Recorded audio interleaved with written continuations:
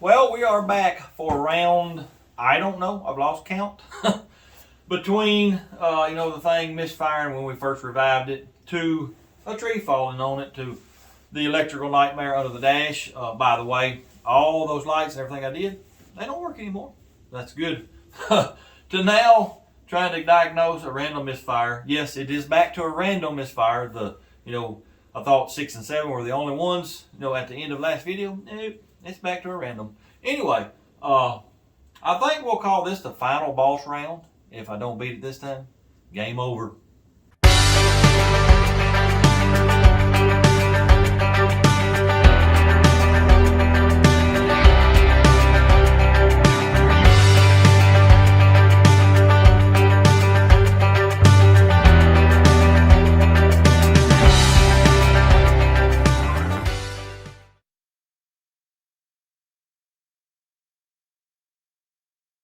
Well, I done fired the old bucket of bolts up, and I'm letting it warm up a little bit before we start diagnosing again.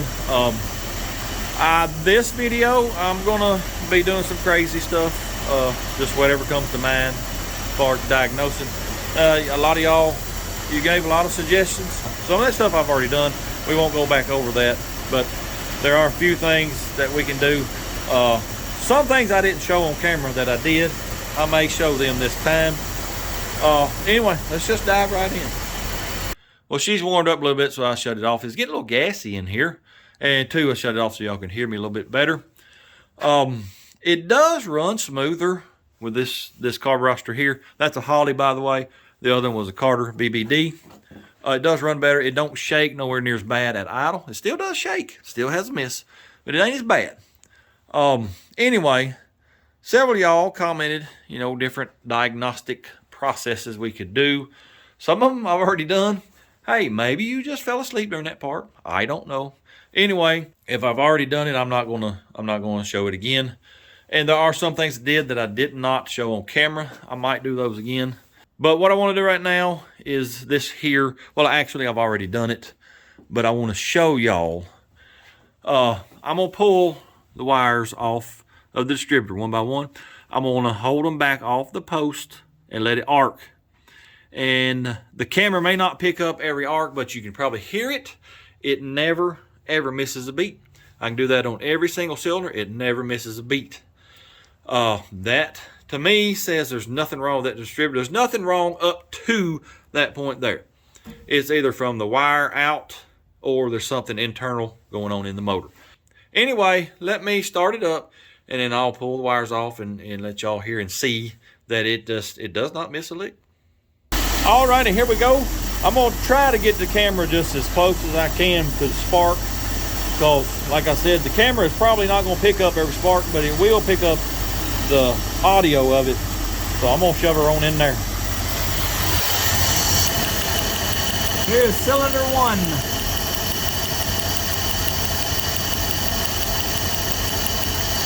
Here's number 8.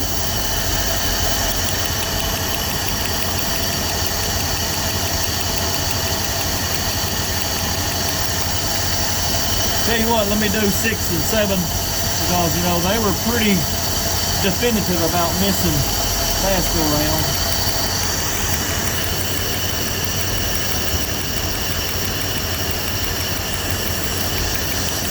Here's number 7.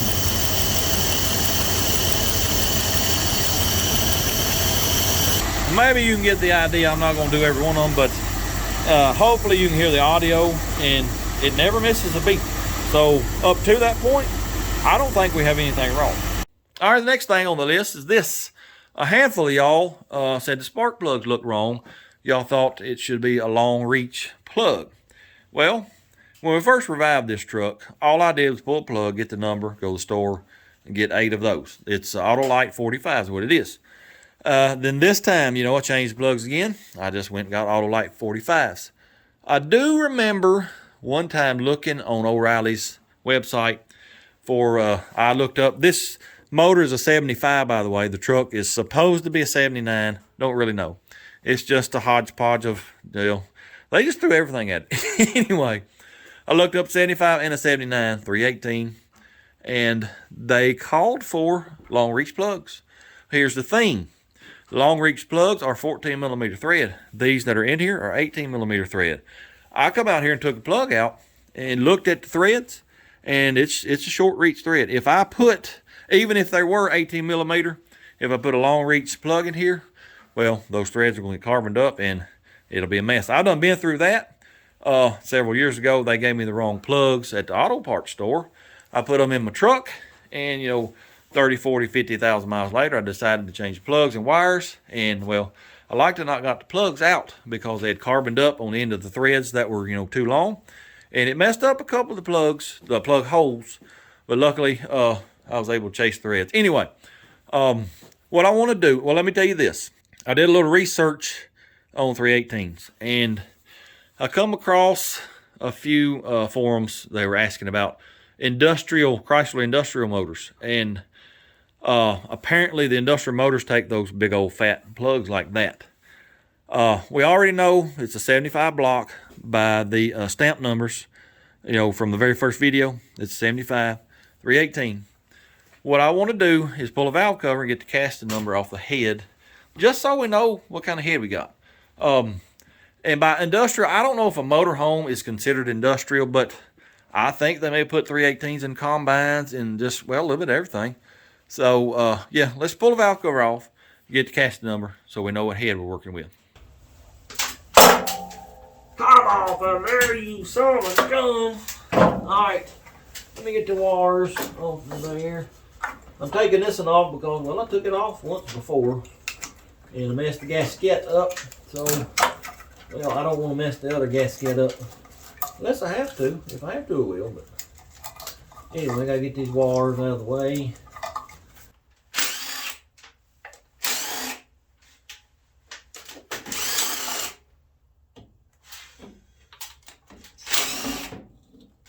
I done one to drop them. There you go, buddy. Well, oh yeah, I'm just about lost it. My little stool. I tell you what, that there thing right there is dangerous. It sure is.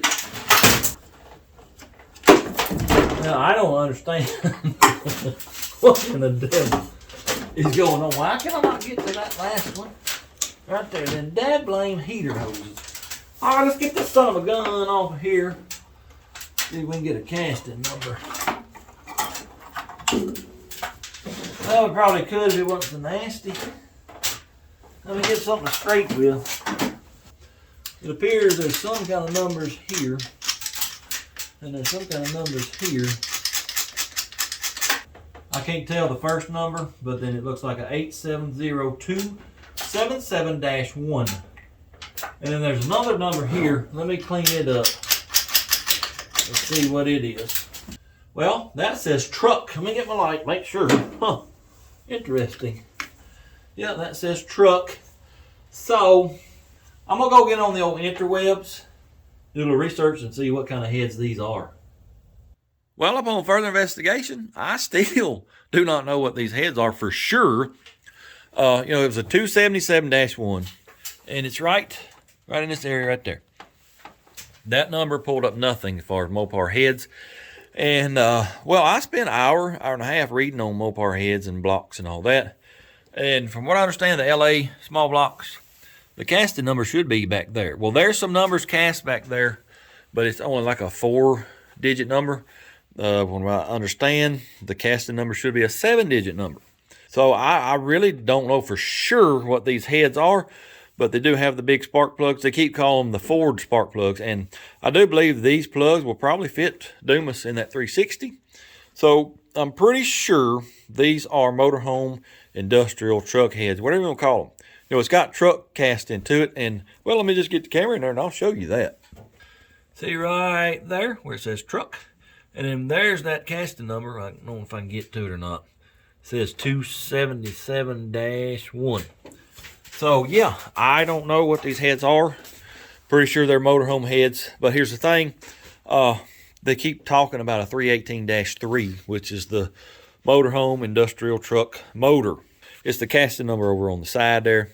Well, I climbed up under the truck just now, and it's a 318-5. So, I don't know if the whole motor is a motorhome motor or if just the heads. These heads, if they are the motorhome heads, they are closed chamber heads, which will up the compression. They also, a regular Mopar has a crossover on the intake in the middle that is exhaust gas. Well, the motorhome heads have a water crossover, and the intake is specific to those heads. Some say you can't use a regular intake on these heads, and some say yes, you just have to block the passages. I don't know. But anyway, that's why it has different spark plugs than a regular old LA 318.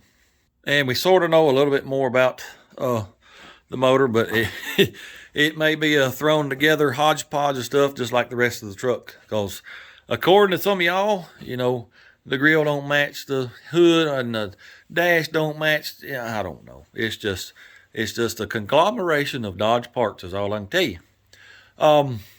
What are we going to do next? Some of y'all mentioned using a vacuum gauge, and I've already put one on it. I've already done several things this afternoon. I thought, well, let's just back up, and I'll record all of it, and we'll just make another video. So I put a vacuum gauge on it, and it's got great vacuum. But the needle is sitting there doing that, bouncing the whole time, just a little bit. And that signifies wore out valve guides. So that would explain the oil burning and all that. I'll put the gauge on to show y'all, but it's probably got wore out guides, and I'd say the valve seals, they're probably shot too. But with it having that good a vacuum, I think the piston rings they're pretty dang good, I believe. Anyway, let me put that vacuum gauge on there and I'll show y'all that. All right, I got the vacuum gauge hooked up, and let me show you that vibrating I was telling you about right off the bat. See how it's shaking there? Shouldn't be doing that. That is an indication of worn valve guides. Like I said, that's probably where the oil burning is coming from. Cause, well, I'll get to that in a minute. But anyway, there's several tests you can do. We'll do a couple of them here now. The first one is you just blip the throttle. It should go over to 0, and then when you let go, it should come past where it's normally running at about 20 or so. It should jump past that and then come back. So watch that as I blip the throttle.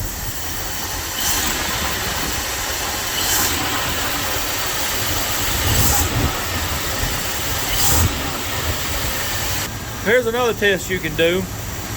Hold the throttle at about 2,000 RPM or so, and it should hold a similar vacuum reading as it does at idle. So let me do that right now.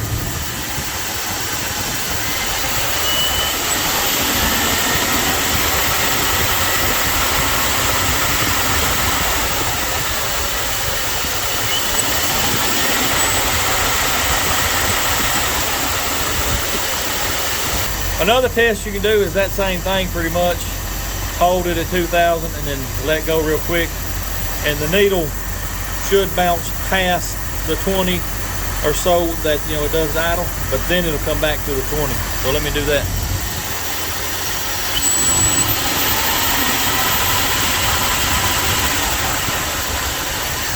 It does. It passes all the tests except for that bounce in there. Like I said, that's valve guides. And some of y'all mentioned maybe a mouse got an intake, built a nest. It's possible. Anything is possible, but I don't see it happening because he'd have to get past the air filter. It was not tore up. And then he'd have to get past the butterflies on the carburetor. I just don't see that happening.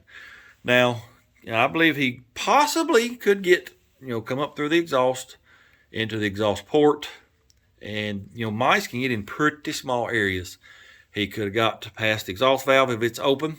And, there's a point there where the exhaust and intake are, overlapping. And he could have come through the intake valve and built him a little nest. It's possible. I just don't think that's what's going on. Now, let me tell you a little bit more about the plugs, spark plugs. Earlier, like I told you, I've already done some of this stuff. I'm just redoing it to show y'all. Well, earlier, after I pulled it in here, let it idle for a little while, I pulled the plugs. And number one, well, let me back up. If you remember from the last video, number 2 spark plug had the non-fouler on it, and it was getting some oil on it. Well, it's fine now. Number 1 has got oil all over it, and then number 4 and number 5 are just black as midnight, like they're running rich, and the rest of them look, pretty decent. So I I don't understand that at all, how you can have two that are running rich. The one oil soaked, that's probably valve seals. Well, matter of fact, when I pulled that spark plug out, I looked down in the spark plug hole and the top of the piston's pretty wet. I'm assuming it's oil. So we may end up doing valve seals on this motor. I don't know. But still, I don't understand how just two cylinders can be running rich. That don't compute with my little brain. Anyway, I'll tell you what. Let's just pull the plugs and let's see if they're that same way again, after I've been running it for a little while.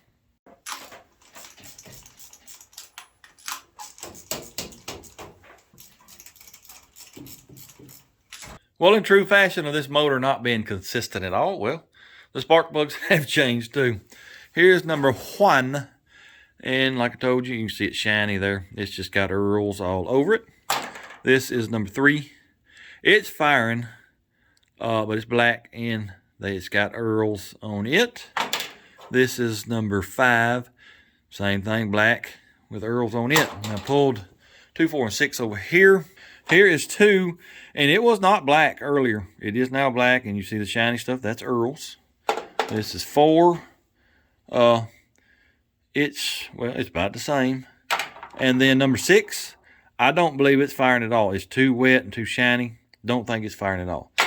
I talked to the older gentleman that I got this truck from, and like he told me, he said it was running fine when he parked it. I just told him everything I'm doing and told him about the heads. They may be motorhome heads, different plugs than a normal 318. He wanted to know what plugs I had in. I told him Autolite 45s. He immediately said, that's too cold to plug. I was like, how do you know that? You have them memorized? He said, no, those plugs, they've been around for years and years. He's 92, almost 92 years old. He's seen a thing or two. Anyway, he said, those plugs have been around for years. He said, I know that's a cold plug. He said, you need to put a hotter plug in that thing because of the oil. They're getting oil fouled real easily. And I thought that a while back, saw how oily they were. I thought, they may be getting oil fouled. And if you remember, these are the new set that I put in just a few days ago in the last video. And you see how oily they are already. And, the thought crossed my mind, they may be getting oil fouled real quick. So what we're going to do, he wants me to get a John Deere Model A or Model B. I think they, same type of plug. Get a plug for them for an all fuel because they're a really hot plug. So I think that's what I'm doing. I'm going to look up online, and see what the hotter plug number is. And then tomorrow I'm going to O'Reilly's. I'm going to buy a set. We're going to put them in and just see what it does. I'm at the point that I told y'all I'm going to try everything I can to get this stupid motor to run like it should. And we're probably going to have to put valve seals on it. Well, I've been busy doing the other stuff today, but I did go get another set of plugs. It's about 7 o'clock at night. As you can see, it's dark out there. But I'm curious to see what these plugs do. So we're going to go ahead and put them in. Well, let me just show you what I got. They're an Autolite 5125. The extra long tip protrusion, whatever you want to call it. The center electrode and the ground strap stick out further. Here is that compared to the 45. And you can see, hang on. You can see, how much longer it is. Plus, this is one heat range hotter than the 45. And there, I'm telling you, in the 18 millimeter tapered seat, there's just not a big selection. But you can tell that it is going to be a hotter plug because that center ceramic is thinner than that 45. Anyway, I'm fixing to put them in and fire it up. But here's why I don't think these plugs are going to fix it. If you remember last week, I put a brand new set of plugs in it. Did not fix it. It did make it a little better, I believe, for a little while before they got oil soaked.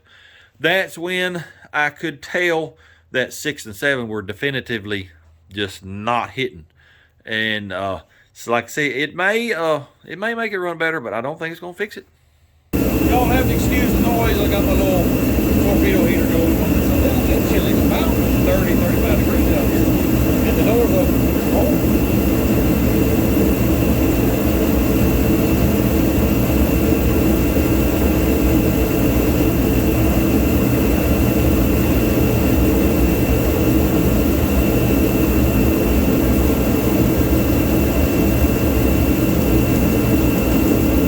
Brand new sparking plugs are in. Like I said, I don't think this is going to fix it because The plugs I put in last week, they should have fixed it. Or for a little while anyway, till they got oil soaked. Anyway, I'm gonna fire it up. And like I said, it's about 30, 35 degrees outside. And this thing, as bad as it's running, it still fires up with no choke. When it's cold, I'll pump the gas maybe twice, and I guarantee she'll fire right up. Anyway, let me get in there and start it. Here we go. Let me hook my battery up. Hook the battery up, man. 1, 2. Fire in all 8 holes.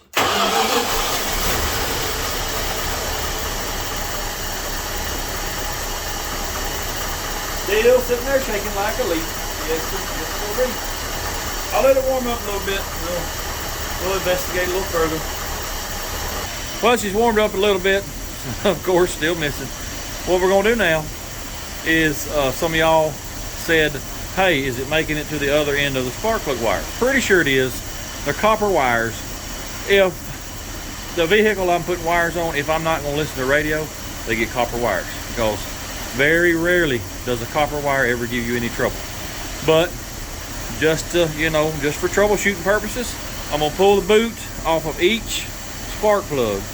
I'm gonna hold it there to the exhaust manifold. We're gonna watch it arc, and we're gonna see if it skips a beat or if it's steady. It ain't warmed up yet, and y'all probably can't see that, but it's smoking pretty bad. It did last night, right there before I quit fooling with it. It got to smoking real bad. It's a mixture of oil and gas, but I'm gonna stick this down there. Y'all just listen to the pitter patter.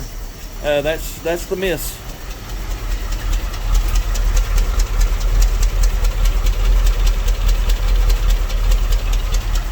It's just like that on the other side too. Here we go. Here is numeral 1. I hope it don't bite me. Let me get y'all down there with it.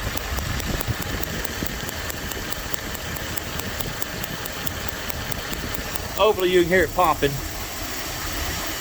Here is numeral 20.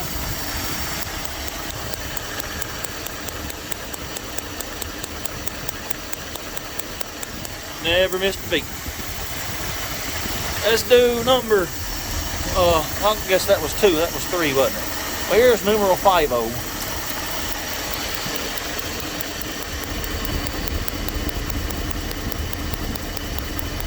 Never missed a beat. Here is numeral 7.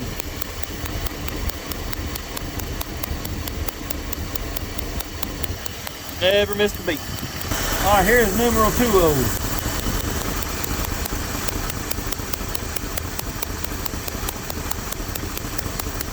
Never missed a beat. Here's numeral 4.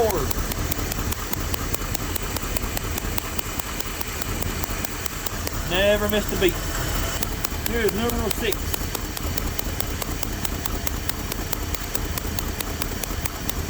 Never missed a beat. Here is numeral 8. Never missed a beat. Alrighty, now we can say that we are getting spark to the end of the sparking plug wire. That tells me the only thing left is spark plugs or something internal. We got brand new sparking plugs, so yeah. I don't know, I've thought this for a while, but I don't know for sure. You see, well, just look at these plugs right here real quick. See all the oil on them? See that shiny? That's oil. Every single one of them is just like that. Some are worse than others. I'm just wondering if it's, sucking in that much oil that it's causing a misfire. The thing is, it don't smoke that bad. It did at first, but I fixed that with the carburetor, those 2 little screws in the air bleeds. It don't smoke that bad now. Not to be having plugs this bad, but it has plugs this bad. It's, it's got an oil issue. The vacuum gauge told us that our valve guides are wore. If they're wore, most likely the valve seals are wore. The only thing I know to do from here is pull the valve covers. Let's put some valve seals on it. Let me see if I can figure out which ones to buy first, because I ain't even sure, the numbers on these heads. But before I go in the house and start doing a little research to see what valve seals I need, let's pull a few plugs. It ran maybe 5 or 10 minutes. Let's just see what they look like. I want to see if it's got oil on it already. Well, here they is. This is passenger side. That's driver's side. They're all pretty oily. Remember how I told you last time I pulled the plugs out, number 4, number 5 are black as midnight? Well, that's 4, black as midnight. Here's 5, black as midnight. Don't know why only 2 cylinders would be that black. Makes me think that it's black from Earl's and not gas. But that looks like it's black from, well, a little both, but mostly gas. I'm guessing at this point. But you tell me, how can it be that oily just after 5 or 10 minutes of runtime? We got some valve seal issues really bad. Let me go see if I can find some. Well, I want to do one more thing before I go in the house, call it a day. Let's stick the old hole camera down in each cylinder, just see what we see. This is cylinder 1. See how wet it is? I don't believe that's Gascoline's. I believe it's Earl's. I believe Earl's is our issue. Let me see if I can get that bent. Well, she ain't wanting to cooperate. Let me spin her. Spinny, spin, spin. Well, still can't see much, but see how wet it is? I believe that's Earl's. All right, here is cylinder 2. You can see it's still wet. Wait a minute. What is that? See that right there? Does that not look like some type of liquid running down the cylinder wall? Huh. Yeah, we've got a bad oiling issue. Number 5, see what we see. Get in there. Same thing. It's wet. I wanted to try to get that same shot, but I can't. But yes, it is wet. All right, here is cylinder 7. Yes, sir, she's wet. See how wet even the cylinder wall is? Yeah, we got something going on. All right, let's check the passenger side. Here's number 2, and once again, it's wet. Here's number, was this 4? See how wet it is? This is interesting to me. Here's number 6. Right here. Yeah, see how wet it looks. I mean, maybe I'm wrong, but I don't think it should be that wet. Especially after you just shut it off, from running. Here is number 8. Same thing, see how shiny it is? Trying to see the wall. There we go, right there. It's hard to tell because the light ain't real bright on this camera. Anyway, I believe we got something going on. Well, y'all saw right along with me. Them cylinders are awful shiny, every single one of them. Number 3 had some type of liquid, which I'm pretty sure is oil, running down the cylinder. That ain't normal. I believe it's sort of, going to be what I suspected a little while ago. It's sucking in so much oil that it's just causing a misfire here and there and everywhere. I don't understand why it don't smoke any worse than it does, though. But anyway, I got to figure out what I'm going to do. Am I going to pull this motor, go through it, or we're just going to put valve seals on it and hope that's it? I got to figure that out. Well, it's the next day again. Well, actually, it's the next night. I've had a little bit of time to do some pondering on this old bucket of bolts, and, well, here's what I think. Well, let me tell you this first. I checked the oil in this thing 2 days ago, and, well, it's actually below the low mark. Where did the oil go? I drove it 2 miles from where it was to where it is now, and then, it sat in here working on it, and outside too, just idling around. Where in the world did that much oil go? It's going in them dad blame cylinders. We saw that last night. I'm pretty sure that's what the issue is as far as the random misfiring. We just got to figure out why now. Well, here is my thinking. It could be rings, but the thing starts too good, and I just don't think that's what it is, but I could be wrong. I do believe it's going to be valve seals, but here's why I don't think it's the valve seals. This is what I do in a troubleshoot. Go back and forth, and, it is this, it ain't this because of this. I don't think it's valve seals because I started this thing up the other day. I ran it just a little bit with this valve cover over here off. I didn't see a whole lot of oil flow, but I don't remember, but I don't think I ran it all that long. So what we're gonna do first, I'm gonna pull that valve cover back off. We'll fire it up, let it sit here and run a little bit. We'll just see how much oil flow we got up to the top. And if it's a bunch, well, then I'll say, okay, it may be valve seals. Also, and oh, by the way, some of y'all may remember that I said I couldn't find the timing mark on the balancer. Well, upon further research on that subject, Dodge has a timing tab on either side of the motor. It could be over there, it could be over there. My timing tab is over here, but I put it on top dead center on number 1. Well, my timing mark on my balancer, it's over on the other side. So it's probably got the wrong balancer. I don't know if I told y'all this or not, but he told me this came from a junkyard, or used to be in a junkyard. You know, they had access to all kind of old parts. Well, it's just, they just put it together with whatever they had. That's basically what this truck is. Well, it's been running about, I don't know, 5 minutes, but I will tell you this, it took a full minute before oil ever started flowing up top here. So that's why, you know, I didn't think it was flowing that much oil, but now it's been running a little bit. Yeah, it's flowing pretty decent. Let me get the camera in there and show y'all.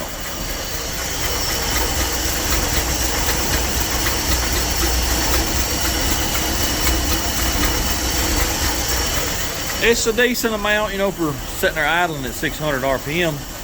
So here is the next step. Well, let me turn it off, and then I'll tell you what the next step is. All right, here's the next step that I want to do in this troubleshooting process. I want to take that rocker shaft off, just get it out of the way.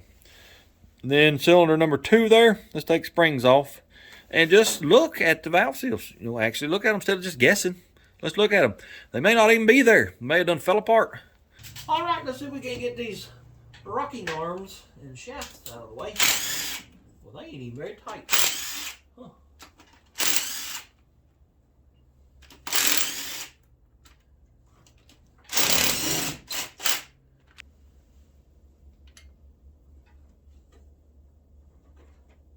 All right, let me get this out of the way. Oil's dripping everywhere. All right, this is how we're gonna get them valve springs off there. Most of the time I would do compressed air. You put a fitting in the spark plug hole, shoot it with air, and then hold the valves closed. Well, I don't want to do that this time. I want to get it close to top dead center, and then we're going to take some old rope. That's 5 or 6 foot rope. We're going to shove that rope in that cylinder, and then bring it on back up to top dead center, and that should hold the valves in place.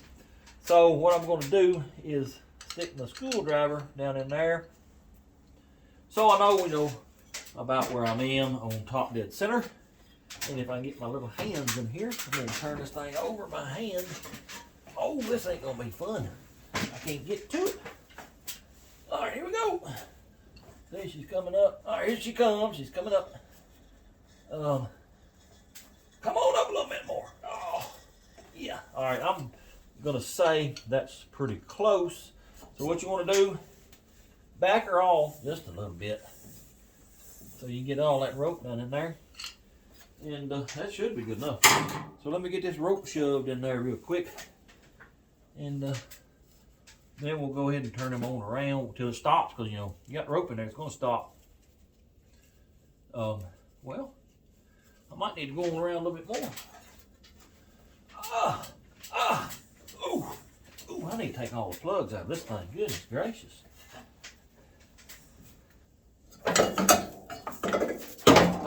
Come on. That sucker has done tied a knot in itself. How does stuff like that happen? I'd love to know. Well, I need to go on around some more because I ain't getting much rope in there. Ooh. Oh. All right. Let's try that. All right, I got close to 6 foot in there. You gotta leave your little tail hanging out so you can get it back out. Now, I'm gonna roll her back around, and it should, you know, basically lock the motor up when it compresses that rope. So let me do that. Oh yeah, I should have took all the plugs out of this. Dang gum. All right, I think that's it right there. Yeah, it won't go no more. I'm gonna get my flashlight and just look down in the spark plug hole real quick. Oh yeah, we are jam packed with rope. So let me get my little tool and pull them springs off real quick. Let me get my little spring compressor right here. Try to get this valve spring off and out of the way. It can be aggravating trying to do this on the vehicle, but it's still a lot better than pulling a dead blame head off.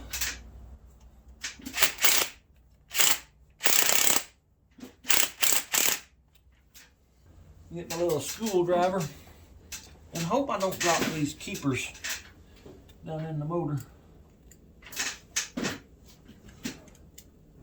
All right, there's one. I got one out. I need my little magnet. Oh, there you son of a gun. Ha ha! Numero 20. There we are. All right, that valve guide, it has got some play. I can feel it. Let me wipe this valve seal off. It's intact. It ain't, broke off pieces from being dry rotted, but I can pull it right off. But I do believe we were fixing to put a set of valve seals on this old motor. All right, here are the valve seals. That's the exhaust one. That's the intake one. This is, the one that's sucking in the oil into the cylinder. It's hard as a brick. It does not move. It's supposed to stay attached to the valve guide boss. Well, no, sir. She's sliding up down on the valve stem. So it was doing nothing. And there is quite a bit of slop in the valve guides. We're going to try to fix it with this right here. If it don't, well, may have to pull the motor. I don't know. Well, I do believe we're on the right path as far as what's wrong with it. Whether or not we're doing the right fix, I don't know. Time will tell. Sometimes you just have to try stuff.